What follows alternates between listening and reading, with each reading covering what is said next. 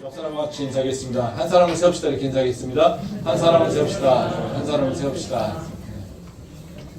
오늘 삶의 결정요소라고 하는 제목으로 말씀을 나누려고 합니다.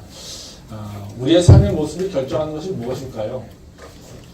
우리 유전자?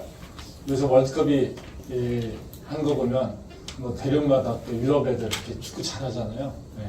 걔네들이 우월한 유전자를 좀 갖고 있어서 특별히 잘하는 것 같은 생각도 들어서 그런 거 보면 유전자가 되게 중요한 것 같습니다. 또 다른 한편으로는 우리의 학력? 요새 입시 시즌이잖아요. 오늘도 저희 면접 보는데 정말 그 대학 들어오겠다고 막 벌벌 떨면서 긴장하면서 저도 어제 면접했는데 그러면서 막 우리 학생들이 얘기하는 거 보면 대학이 이렇게 인생을 결정하는 것처럼 그런 모습으로 오는 그 학생들의 모습을 보면서 인생이 정말 우리의 삶을 결정할까? 뭐 이런 생각도 듭니다. 또 돈이 우리 삶을 결정한다고 생각할 수도 있겠죠. 돈이 많은 사람은 사는 것이 좀 다른 것 같고요. 또 돈이 없으면 또 너무 고통스럽고 어렵게 사는 거니까요. 또 괜히 돈이 굉장히 우리 삶을 결정하는 걸로 생각하게 된다는 거죠. 우리의 삶을 무엇이 결정할까? 이건 사실 우리 이 사회에 오래된 질문 아닐까 생각됩니다. 10여 년 전에 발간되었던 그리고 아직도 인기가 좋고요. 또 사회에 영향을 주고 있는 책 중에 하나가 있는데 아마 읽으신 분들도 있을 겁니다. 제럴드 다이아몬드가 쓴 총균세라고 하는 책이 있습니다. 이 총균세는 베스트셀러인데요. 어제 그 학생들한테 질문하다 보니까 어떤 책을 강명 있게 읽었냐 이런 거 질문하면 이 책도 나오더라고요. 총균세는 사실 각 대륙 사이에 나타난 불평등에 대한 것에 대해 설명하고 있습니다. 유럽은 또는 아시아는 대단한 문명을 가지고 있는데 왜 아프리카는 빈곤에 빠져 있고 또 왜 남미는 발전하지 못할까? 이런 것들에 대한 설명을 하고 있습니다. 제럴드 다이아몬드가 얘기하고 있는 것은 뭐냐면요. 대륙의 지리적 환경이 그들의 삶을 결정했다. 이렇게 얘기합니다. 근데 이거는 별거 아닌 것 같지만 굉장히 중요한 얘기이기도 합니다. 우리는 그전에는 대부분 경우에 대륙에 대한 얘기를 할 때마다 발전 정도를 얘기할 때마다 유전자 얘기를 많이 했습니다. 백인들의 우월한 유전자들 때문에 유럽이 더 발전돼 있고 아프리카 흑인들은 저급한 유전자를 갖고 있기 때문에 그들은 발전을 못했다. 그래서 끊임없이 얘기를 해도 도와줘도 발전이 안 된다. 이런 얘기를 했다는 거죠. 즉 유전자에 의해서 얘기를 했다는 겁니다. 근데 이것을 껴버리고 유전자의 차이가 아니라 생물학적 차이가 아니라 그 대륙이 어떤 대륙이니 어떤 환경에 살고 있는지 이거에 따라서 그가 문명이 어떻게 발전됐는지를 알 수 있어 결정하는 거예요. 그러니까 사람을 생물학적 차이, 즉 인종차별의 근거가 되는 유전자 또는 생물학적 차이 이런 것들에 대해서 배격을 하고 오히려 사람은 다 똑같아. 근데 그가 어떤 환경에 살고 있느냐 이거에 들어서 좀 다른 모양의 그 삶을 사는 거야. 이렇게 얘기한다는 거죠. 이런 의미에서 굉장히 큰 의미가 있는 것 같아요. 이게 틀린 건 아닌 것 같습니다.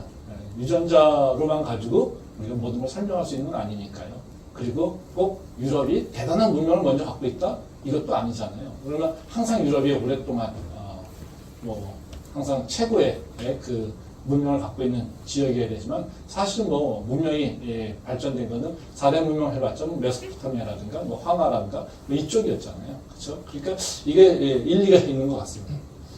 근데 이 책의 결론을 다시 생각해 보면요.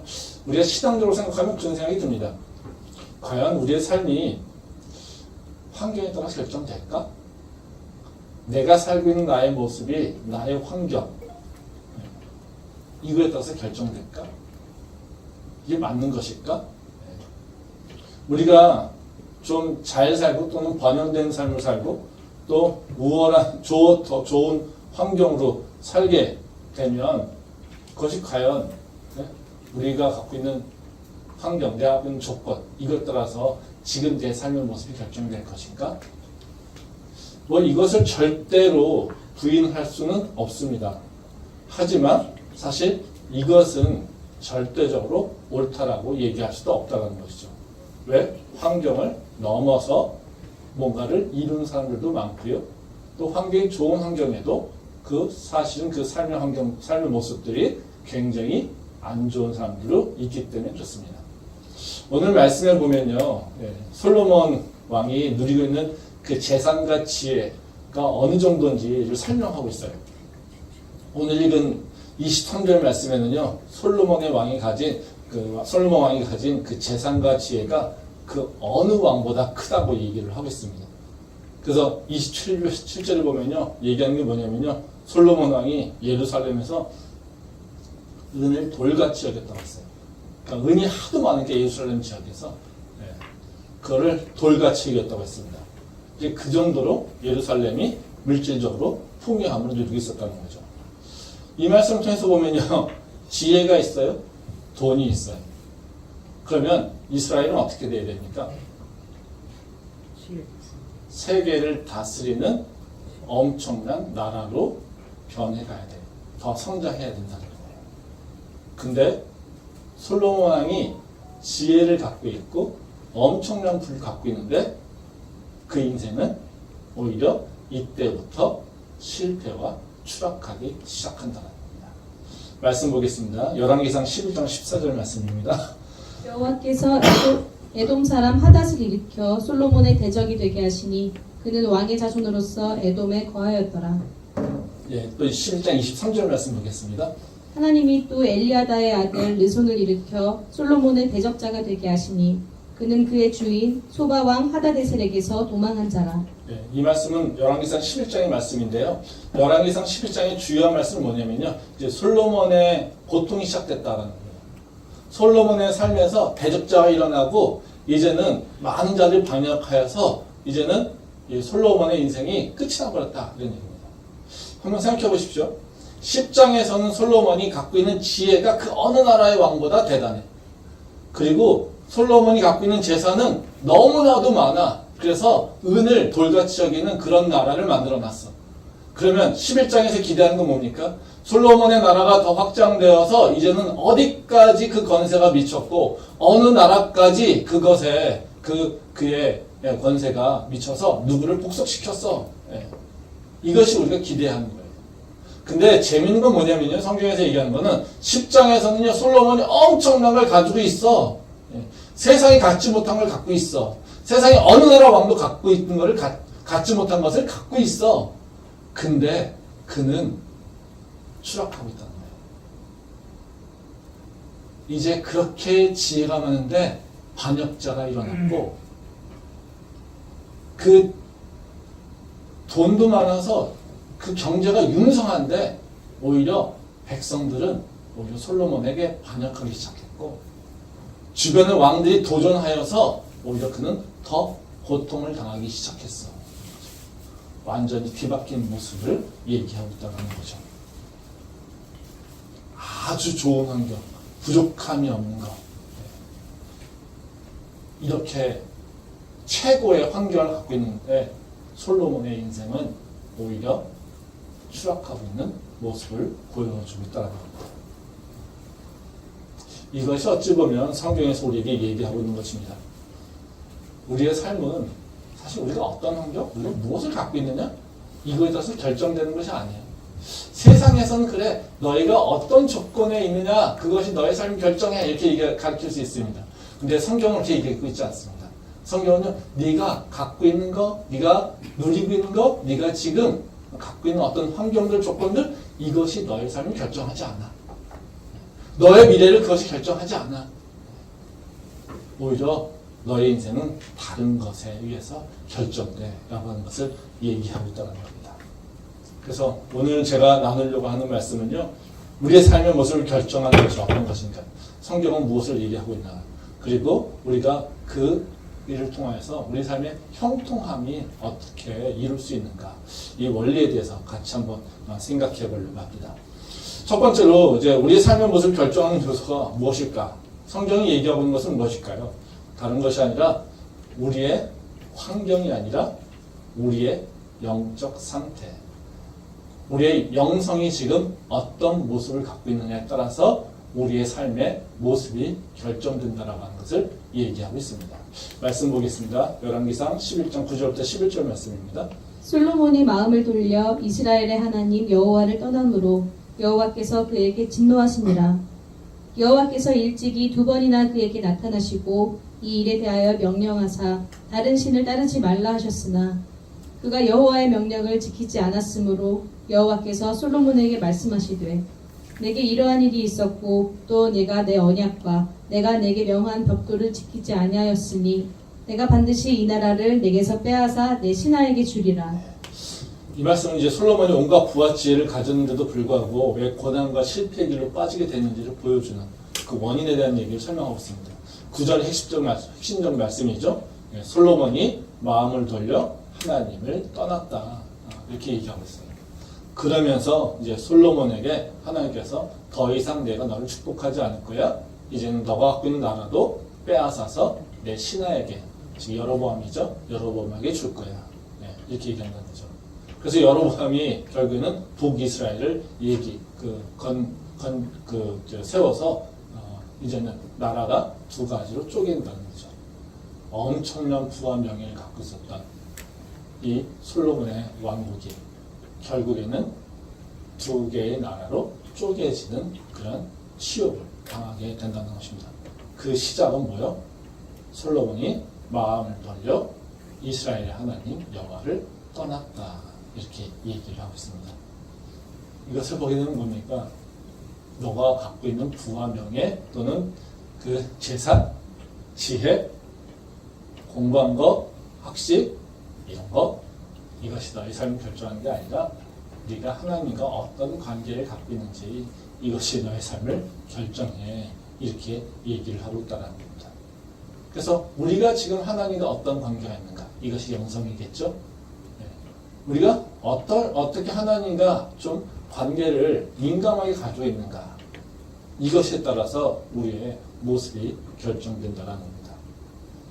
그러면 그런 질문을 하겠죠. 왜 영성이 우리의 삶의 모습을 결정하는 걸까? 보이지 않는 그 믿음 또는 보이지 않는 그 영적 관계 이것이 왜 우리의 삶의 모습을 결정하는 걸까요? 무조건 믿으면 다 잘 될까요? 그냥 우리는 그래 너가 종교인이니까 그러니까 하나님 믿으라고 얘기하는 것 뿐이지. 그냥 지식, 지혜 뭐 이런 거 다 무시하는 것이지. 왜 하나님을 잘 믿으면 왜 하나님과 관계가 원만한 관계를 갖고 있고 좋은 관계를 갖고 있다면 잘 되는지 그 이유가 뭔지 우리는 잘 모를 수 있다는 거죠. 그 이유가 뭘까요? 되게 자명합니다. 사실은 성경에서 나오는 건 되게 자명합니다. 우리가 영적으로 강건해야 우리의 삶이 잘 되는 이유는요. 모든 우리가 누릴 수 있는 축복 이것은 하나님으로부터 오기 때문에 그렇습니다. 즉 하나님이 축복의 근원이기 때문에 그렇습니다. 말씀 보도록 하겠습니다. 창세기 1장 27절부터 28절 말씀입니다. 하나님이 자기 형상 곧 하나님의 형상대로 사람을 창조하시되 남자와 여자를 창조하시고 하나님이 그들에게 복을 주시며 하나님이 그들에게 이르시되 생육하고 번성하여 땅에 충만하라 땅을 정복하라 바다의 물고기와 하늘의 새와 땅에 움직이는 모든 생물을 다스리라 하시니라. 이 말씀은 이제 하나님이 인간을 창조하시고 축복하시는 내용이죠. 여기 보면 하나님께서 우리에게 생육하고 번성하고 세상을 다스리라 이렇게 얘기합니다. 사실 우리가 지금 원하는 건 뭡니까? 생육하고 번성하고 세상을 다스리는 거죠. 세상이라고 하는 게 온 세상을 다스리는 게 아니라 내 삶의 환경들을 지배하고 내 삶의 환경들을 통치하고 싶은 게 그런 거죠. 내 권한 안에 있는 내 삶의 그 범주에 있는 것들을 내가 다스리고 싶어 하는 것이죠. 그러니까 우린 거기서 바로 생육하고 번성해서 그 삶의 환경들을 다스리를 원한다는 겁니다. 근데 이런 것들이 어떻게 가능합니까? 여기 보면 뭐라고 합니까? 하나님이 복을 주시면서 말씀하시기를 그렇게 얘기한다는 겁니다. 이건 다시 말하면 뭐예요? 우리가 생육하고 번성하고 그리고 세상을 다스리는 것들은 뭘 통해서 이루어집니까? 하나님께서 복을 주실 때 가능하다는 거예요. 이건 좀 거꾸로 얘기한다면요. 그런 얘기입니다.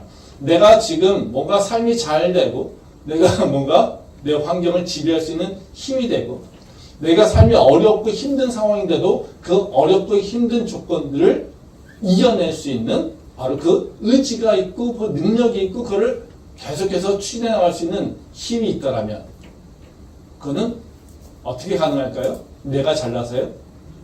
아니요. 나는 지금 하나님의 복을 누리고 있기 때문에 그렇다는 거예요.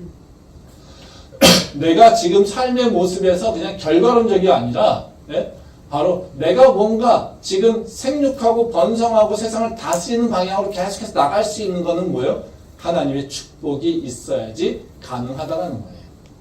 그리고 내가 지금 그 결과로서 뭔가 내 삶의 평안을 누리고 있고 내 삶의 풍요함을 누리고 있고 이런 것들은 뭡니까? 하나님의 복을 받아 내가 그 하나님과 관계 속에서 그 복을 계속 누림으로써 맺게 되는 열매라는 것이죠. 그러기에 우리는요, 믿는 자들은 어떤 얘기를 합니까? 이것도 하나님의 은혜예요. 이것도 하나님의 은혜예요. 아주 작은 것도, 좋은 것도 하나님의 은혜고, 나쁜 것도 하나님의 은혜예요. 그렇지만 이것 가운데서도 하나님께서 나에게 뭔가를 새롭게 어려운 환경이지만 이길 수 있도록, 유지할 수 있도록 나한테 도와주세요. 이것도 하나님의 은혜예요. 얘기하는 거잖아요. 그렇죠? 그러니까 하나님이 복을 주시고 있기에 나는 지금 이 삶을 살아가고 있고요. 이 삶에서 내 환경을 이겨가고 있고요. 이곳에서 나는 생육하고 번성하려고 지금 스트러글링하고 있을 수 있고요. 싸워서 이길 수 있습니다. 이것을 얘기하고 있다는 거죠. 그러니까 우리가 은혜를 고백한다는 건 뭐냐면요. 내가 주님의 축복이 아니면요. 내가 살아갈 수 없어요. 주님, 당신의 축복이 있기 때문에 내가 지금 살아갈 수 있어요. 이렇게 얘기하고 있다라는 겁니다. 그래서 하나님께서 우리를 주신 그 축복 때문에 우리는 지금도 살고 있다는 거죠. 그러게 우리의 삶의 환경들, 이 삶의 환경들이 나를 만드는 것이 아니라 사실은 위에서 나에게 주어주시는 그 복을 따라서 이제는 내 환경을 통치하고 내가 지배할 수 있게 됨으로써 이제 환경을 넘어서 이제 하나님의 축복이 내 삶에서 구현되는, 즉 실현되는 것을 경험하는 게 우리가 믿는 자의 삶의 모습이라는 거예요. 그래서 우리는 바로 육신의 조건에 따라 살아가는 것이 아니라 이제 영적인 조건에 따라서 육을 다스리는 자로 변해가게 된다는 겁니다. 우리가 하나님의 복을 받고 있기 때문에. 말씀 한번 보도록 하겠습니다. 로마서 8장 5절부터 8절 말씀입니다. 육신을 따르는 자는 육신의 일을, 영을 따르는 자는 영의 일을 생각하나니 육신의 생각은 사망이요 영의 생각은 생명과 평안이니라. 육신의 생각은 하나님과 원수가 되나니 이는 하나님의 법에 굴복하지 아니할 뿐 아니라 할 수도 없음이라. 육신에 있는 자들은 하나님을 기쁘시게 할 수 없느니라. 네, 이 말씀은 이제 영과 육신의 관계에 대해서 설명하고 있는 말씀입니다. 우리가 육신의 일만 생각하게 되면 육신의 일만 하게 되고 또 하나님의 이 기뻐하신 일을 할 수 없다고 얘기하고 있죠. 즉 하나님이 우리에게 생육하고 번성하는 능력을 주셨는데 우리는 그 환경에 묶여가지고 살게 되는 때가 있어요. 그 환경에 지배를 받으며 살게 되는 경우가 있어요. 그건 왜 그렇습니까? 우리가 육신의 일만 생각하고 있기 때문에 그렇다는 거예요. 그러니까 우리가 세상에서 보게 되면요, 환경에 지배당하면서 환경에 의해서 결정된 삶을 살아가게 되는 경우가 있다는 거죠. 왜 그렇습니까? 영적인 사람이 아닐 때, 즉 영적인 강건함을 잃어버릴 때 우리는 환경의 지배를 받게 돼요. 즉 영적 관계를 내가 온전하게 갖고 있지 못할 때 우리는 뭐예요? 육신의 일만 바라보고 육신의 것들만 생각하고 있기 때문에 육신의 일을 따라서 행동하기 때문에 결국에는 어떻게 해요? 내 육신의 조건에 따라서 나를 결정하게 된다는 거예요. 그렇지만 우리가 육신이 아니라 이제는 육신을 넘어서 있는 하나님을 바라보기 시작하고 이제 하나님을 기억하면서 살아갈 때 이제는 육신이 나를 지배하지 못하게 되겠죠. 오히려 어떻게 해요? 내 영이 육신을 통치하게 된다는 겁니다. 그때 바로 내가 어떤 삶의 환경이 있든지 간에 상관없이 이제 그곳에서 나는 생육하고 번성하고 내 환경을 다스리는 사람으로 바뀌어간다는 거예요. 그럼 이 결과는 뭐겠습니까? 환경에 지배받는 자가 아니라 환경을 통치하는 자로 변화되는 거라는 거죠. 그러게 우리가 내 삶을 풍요롭게 하나님의 축복을 내 삶 가운데서 구현하기를 원한다 하면 이제는 내가 육신의 조건을 바라보는 것이 아니라 내 삶에 있어서 하나님의 나의 관계, 즉 영성의 상태를 바라보게 되는 그것이 중요하다는 것을 우리가 깨닫게 된다는 겁니다. 근데 사실 이런 얘기하면 우리한테 마음이 어떤 생각이 듭니까? 야, 맞아요 목사님. 믿음으로 우리는 세상을 이길 수 있죠. 그래요. 믿음으로 우리는 내 삶의 조건들을 넘어서 하나님의 영광을 구하는 일을 할 수 있어요. 근데요, 우리는 연약해요. 근데요, 우리는 약해서 그걸 이기기가 쉽지 않아요. 그렇게 되지 않습니까? 우리는 연약하여서 그거 잘 안 돼요. 그건 대단한 영성이 있는 사람들이 좀 하는 것이고 우리같이 믿음도 연약하고요. 우리같이 육신에 그 붙게 있는 사람들은 잘 되지 않아요. 이렇게 얘기하는 경우가 많죠. 맞습니다. 쉽지 않습니다. 근데 생각해 보세요. 되지 않는 일을 하나님께서 된다고 얘기하시면요. 하나님은 누굽니까? 나쁜 사람이지. 나쁜 존재죠. 사기꾼입니다. 사기꾼. 그렇죠? 되지도 않을 걸 우리한테 된다고 계속해서 하라고 하면 그게 뭡니까? 사기꾼이죠. 그렇죠? 근데 하나님께서 우리한테요, 너희한테 복을 주셔서 생육하고 번성하고 다스리게 하신다라고 하는 약속을 하셨잖아요. 그렇죠? 그럼 우리는 분명히 그 길이 있다라고 하는 것을 우리는 믿고 찾아야 되는 거죠. 그게 영성의 탐색이고요. 또 믿음의 도전을 얘기하는 겁니다. 그냥 묶여서 내 육신에 붙잡혀서 나는 안 돼요. 이런 조건에서는 안 돼요. 라고 얘기하는 건요. 바로 하나님이 북주셔서 생육하고 번성하고 다스리게 하는 그런 존재로 그런 복을 누릴 수 있게 하시는 분이라고 하는 것을 부인하고 있는 거예요. 그러니까 오히려 나는요. 하나님께서 복 주실 때 나는 다스릴 수 있는 능력이 생기지. 그래. 하나님께서 복 받은 거, 하나님께 받은 복을 이제는 내 삶 속에서 열매 맺어야지라고 하는 생각을 갖는 것이 우리가 바람직한 모습이라는 거예요. 그래서 오늘 제가 나누려고 하는 말씀은요. 그럼 우리가 어떻게 그 육신의 연약함을 넘어서 이제는 하나님의 축복을, 하나님의 복을 내 삶에서 열매 맺게 할까? 이 부분에 대해서 생각해 보려고 합니다. 여러 가지가 있을 수 있겠지만요. 오늘 말씀 속에서는 두 가지만 생각해 보려고 합니다. 첫 번째로요. 우리는 육신 좀 이겨내려면요. 우리가 해야 될 노력이 좀 필요해요. 다른 것이 아니라요.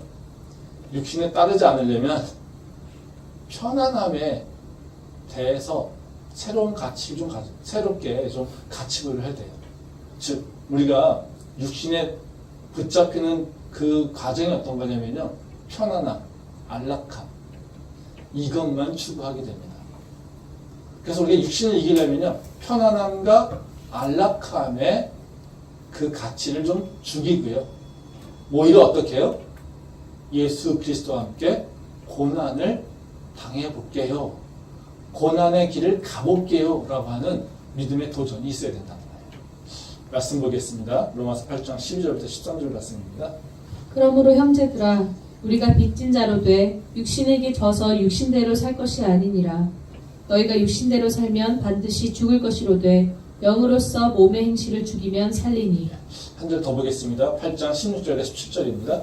성령이 친히 우리의 영과 더불어 우리가 하나님의 자녀인 것을 증언하시나니 자녀이면 또한 상속자 곧 하나님의 상속자요 그리스도와 함께한 상속자니 우리가 그와 함께 영광을 받기 위하여 고난도 함께 받아야 할 것이니라.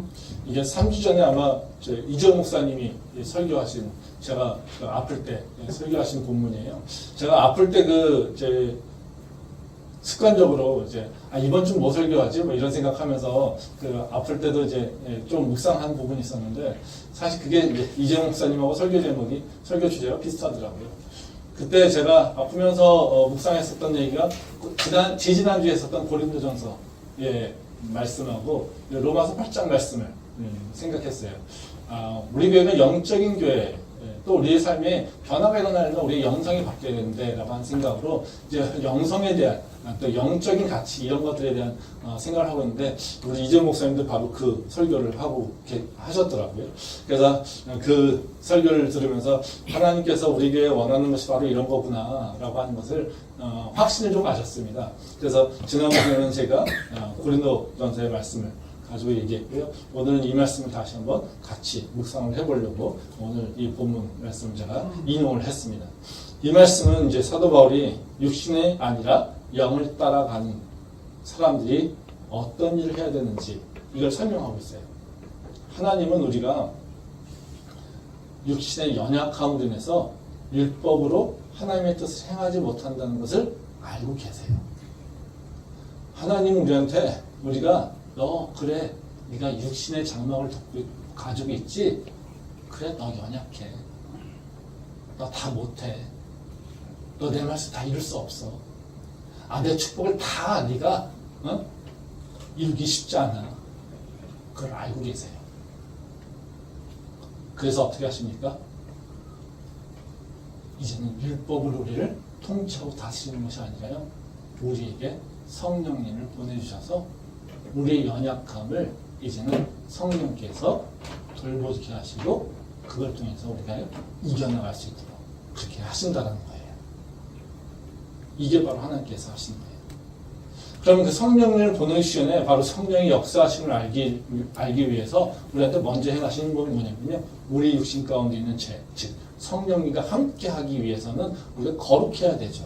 그래서 우리의 죄를 사하시는 일들을 하십니다. 그게 뭡니까? 예수 그리스도의 십자가예요. 예수 그리스도의 십자가를 통하여서 예수님께서 우리의 모든 죄를 다 사하셨어요. 우리가 육체에 가지고 있는 모든 죄를 다 사하셨어요. 우리의 육체에 묶여있는 우리의 삶의 모습을 이제 예수님의 십자가로 우리에게 자유함을 주셨어요. 그래서 우리는 더 이상 육신에 묶여있는 자가 아니라 이제는 육신에 묶여있는 것이 아니라 이제는 하나님의 영을 따라서 사는 사람으로 변화되는 것이에요. 그게 뭡니까? 내가 예수님을 나의 구원주로 고백하는 거예요. 주님, 예수님이 나의 왕이십니다. 예수님이 나의 구원주십니다라고 하는 고백은요. 그냥 단순하게 나 예수 믿어요. 나 구원 받았지요? 이렇게 얘기하는 것이 아니라 주님, 내가 이제는요. 예전엔 육신에 따라서 육신에 묶여서 육신의 지배당으로 살았어요. 내 편안함, 내 욕구, 내 정욕 이것에 따라서 살았어요. 근데요. 내 삶의 주인은요. 내 삶의 방향성은요. 바로 내 육신의 소유에 있는 것이 아니라 하나님께서 내 삶의 주인이세요. 예수님께서 내 삶의 주인이세요. 그래서 예수님과 함께하는 것이 내 삶에서 가장 중요한 일이에요. 그러기에 나는 이제는 육신을 따라 사는 것이 아니라 하나님을 말씀을 따라 예수 그리스도의 십자가를 향해서 그리고 성령께서 나를 인도하시는 걸 따라 살겠습니다라고 고백하는 것. 이게 바로 우리의 믿음의 고백이라는 거예요. 그러면 그 일을 행하기 위해서 바로 예수님을 우리에게 보내주시고 예수 그리스도의 십자가를 통해서 우리를 구원하시고 이제는 우리를 인도하시기 위해 성령님을 보내주셨다는 거예요. 그러니까 우리의 연약함을 하나님 모르시는 것이 아니라요. 하나님께서 다 아신다는 거예요. 그러면 우리가 지금 해야 될 일은 뭡니까? 성령님을 따라가는 삶을 살아가는 거예요. 그러니까 성령님의 삶을 따라가는 것. 근데 이거에는 분명히 똑같은 장애가 있어요. 뭡니까? 육신이라는 거예요. 그러니까 우리가 성령을 따라가기 위해서는 넘어야 될 것이 있겠죠. 뭘 넘습니까? 내 육신을 넘어가야지 돼. 육신을 이겨가야 되는 거예요. 이게 우리가 해야 될 일이라는 거예요. 예수님께서 십자가를 통해서 보여주신 것도 뭡니까? 그냥 죽어서 보혈을 우리한테 덮어주시고 우리에게 구원을 주셨어요. 이걸로 끝나는 것이 아니에요. 예수님 십자가는요. 어떤 과정을 거치냐면요. 육신을 이기는 과정을 거쳐요. 예수님께서 십자가라고 하는 것은 뭡니까? 예수님의 사명이죠. 근데 이 십자가를 향해 가는 그 과정을 한번 보시면 굉장히 우리한테 어색한 부분이 있는데요. 그게 뭐냐면 겟세마네 동산에서의 기도예요.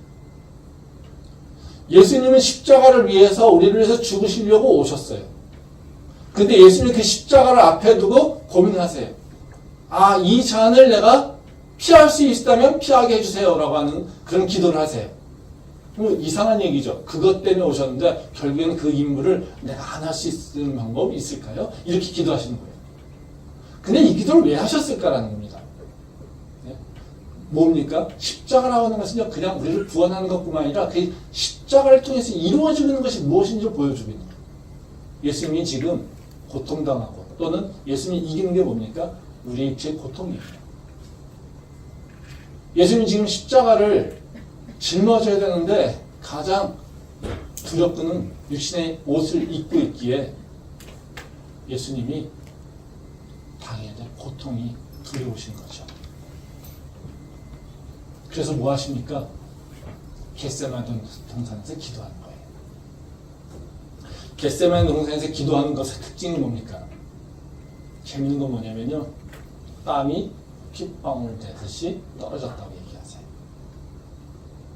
이것도 재밌죠.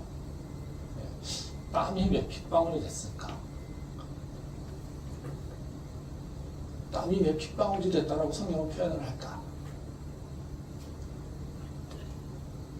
이게 참 재밌는 얘기입니다. 우리 예수님께 기도한다는 건 뭡니까? 예수님이 기도하신 거는 지금 활동이 뭡니까? 육신 활동에는 영적 활동을 생각해요. 그렇지 않습니까? 영적인 두려움을 때문에 지금 못하고 있는 거잖아요. 그렇죠? 근데 예수님은 무슨 싸움을 하고 있냐면요, 육신을 이기는 싸움을 하고 있는 거예요. 그것이 드러난 것이 땀이 핏방울이 돼가는 것이죠. 지금 뭘 씨름하고 있냐면요, 예수님은 육신을 이기려고 지금 싸우고 있는 거예요. 그러니까 육신의 엄청난 지금 노력을, 온 힘을 지금 육신으로 들이고 있는 거예요. 그러니까 뭘 흘려요? 땀을 흘리고 있는 거예요. 즉 예수님이 기도하고 노력하고 있는 것은 뭘로 드러나고 있냐면요, 내 육을 치는 걸로 드러나고 있다는 거예요. 내 육을 치는 걸 통해서 지금 어떻게 해요? 이겨나가시고, 그래서 뭘 하십니까? 하나님의 사명을 감당하는 십자가로 한 걸음 나갈 수 있게 된다는 것이죠. 즉 우리가 하나님의 복, 또 하나님의 말씀을 내 삶에서 이루기 위해서는 반드시 거쳐나가는 것이 뭐냐면요, 내 육신을 이겨나가는 일이 필요해요. 내 육신을 이기는 일이 없으면 항상 어떤 일이에요? 하나님의 말씀을 이루는 것까지 가지 못해요. 아, 말씀은 저기 있어요. 근데 어떻게 해요? 우리는 그냥 육에 넘어져요. 그리고 우리는 뭐라고 합니까? 네, 육이 연약해서요. 내가 연약해서요. 아, 그거 못했네요. 하나님 아시죠? 불쌍히 여겨주세요. 우리는 이래요. 그렇죠? 아, 불쌍히 여겨주시죠. 네. 근데 뭔 안 됩니까? 열매는 맺지 못하죠. 무슨 말씀인지 아시겠습니까? 우리가 영적인 성장이 일어나기 원한다면, 또는 영적인 축복을 받기를 원한다면, 내가 하나님의 축복이 내 삶에서 이루어지기를 원한다면 반드시 통과해야 되는 것이 뭐냐면요, 내가 육의 장벽을 넘어가야 된다는 거예요. 육을 이기지 않고 내가 하나님의 축복을 누리는 없어요. 우리가 기대하는 건 영과 육을 분리해가지고 영적으로 뭔가 계속해서 활동을 하게 되면 육을 이기는 걸로 생각하잖아요. 그렇지 않아요. 여러분 한번 생각해 보세요. 기도, 자세가 중요할까요?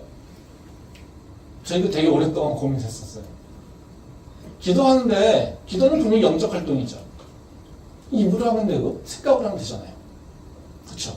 근데 이렇게 좋은 모습으로 앉아서 이렇게 뭔가 정제된 모습으로 해야 될 필요가 있을까요? 아니요. 네. 아닐 수 있죠. 전 아니라고 생각할 때가 있었어요. 꼭 그렇게 기도해야 될 필요 없죠. 형식적으로.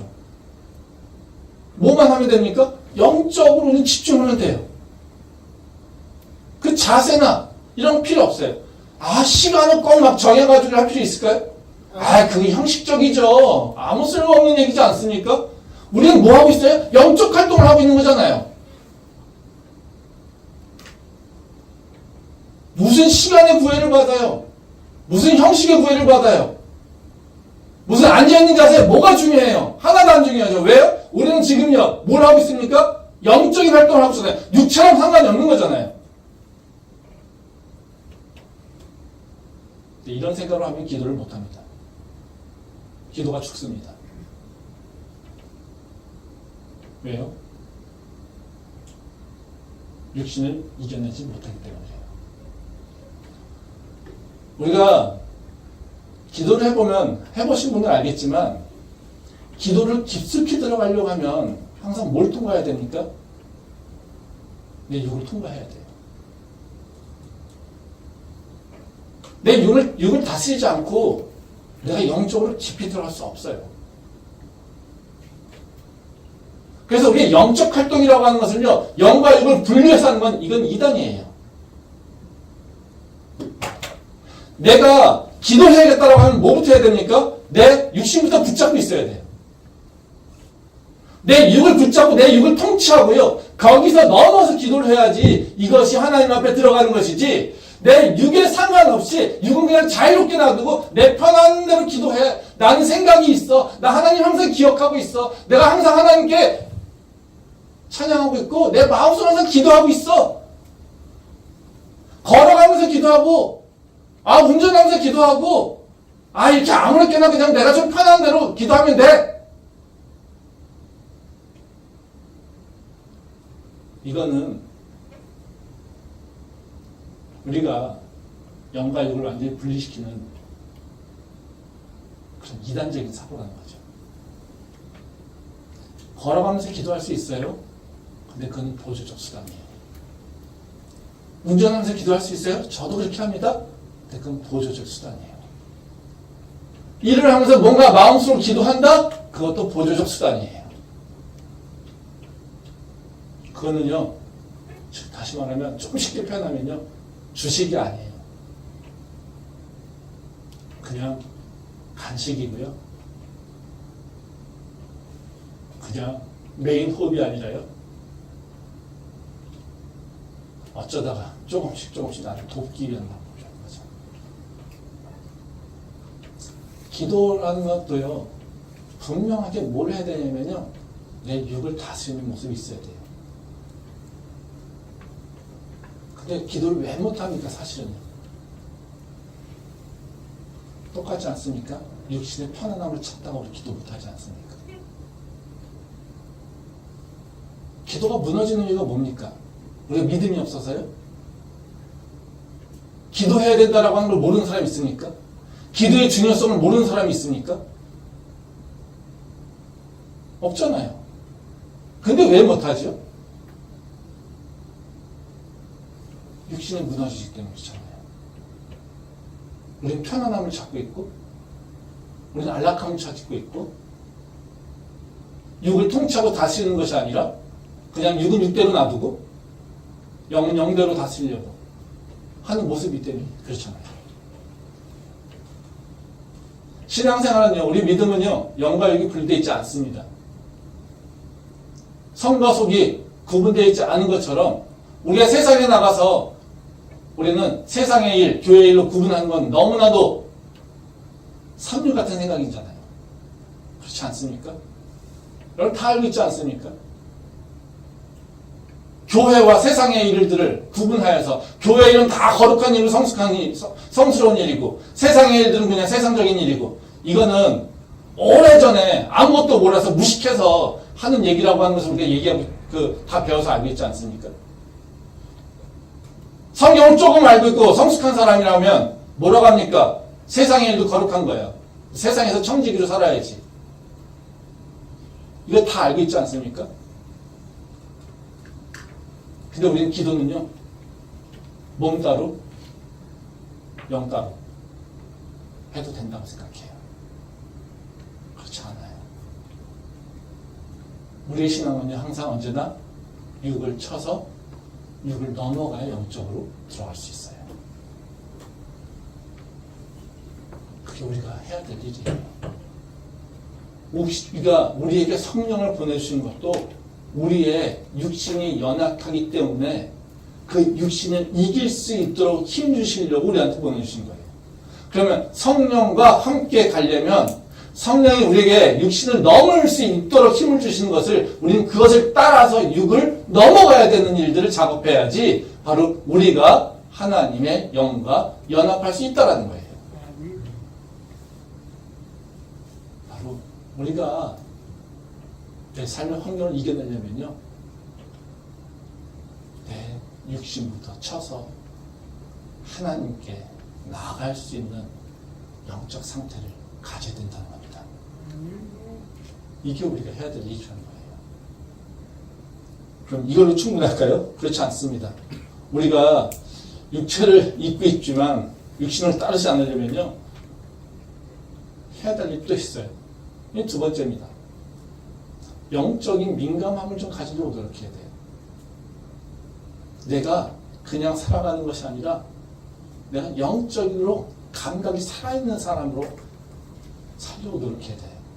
말씀 한번 보도록 하겠습니다. 사무엘하 7장 1절부터 2절 말씀입니다.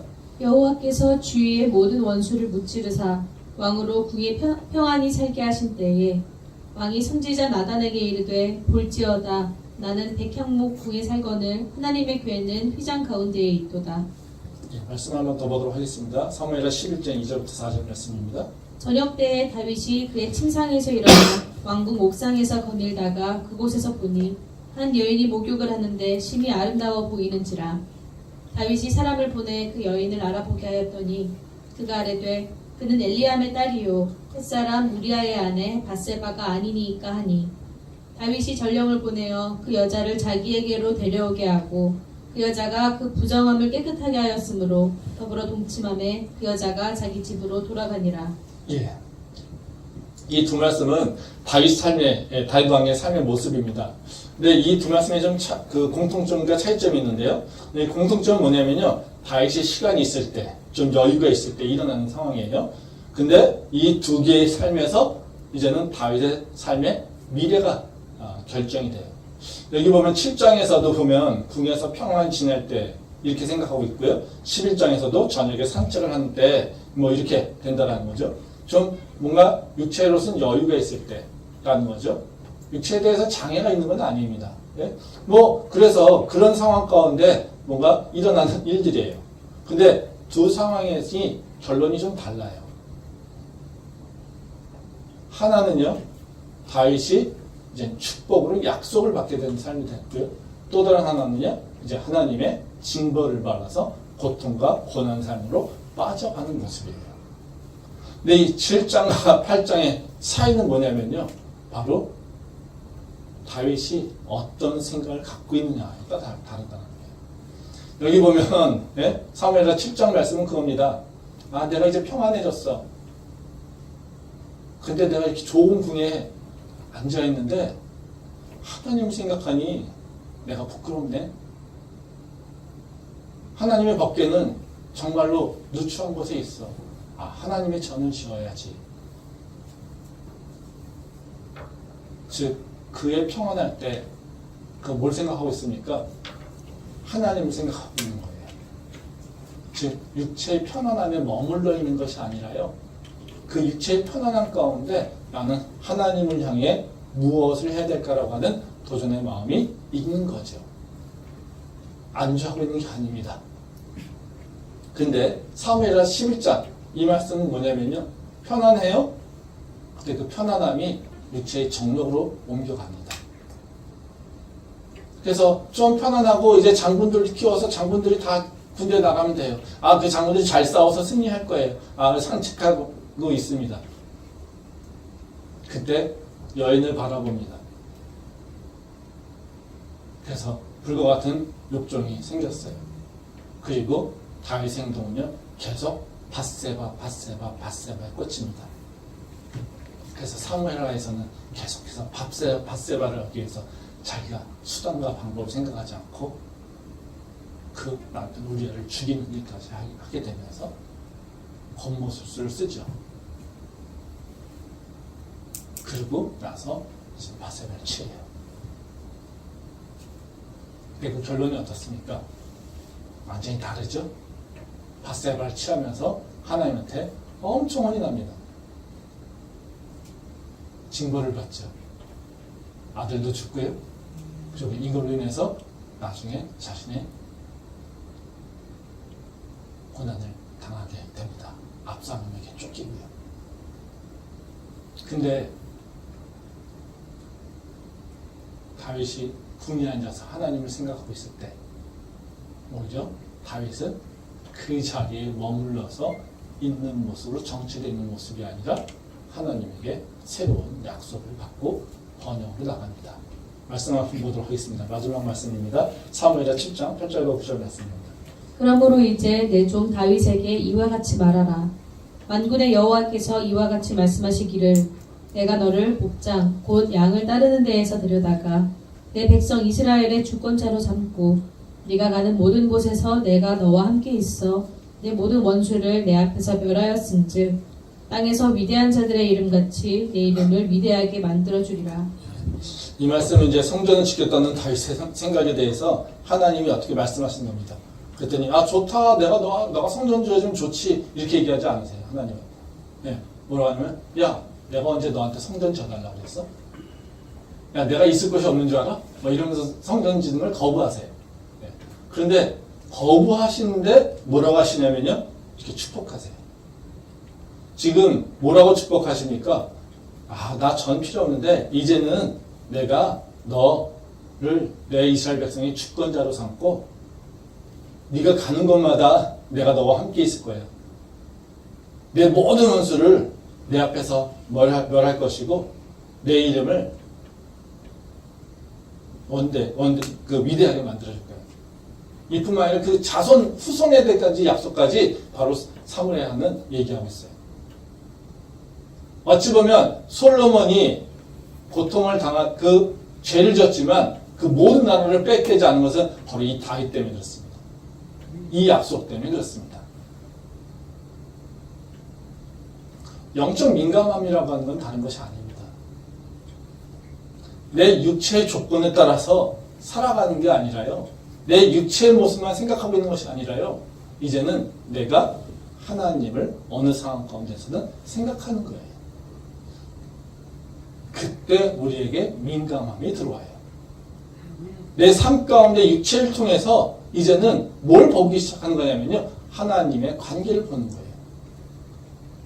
즉 민감함에 떨어졌을 때는요.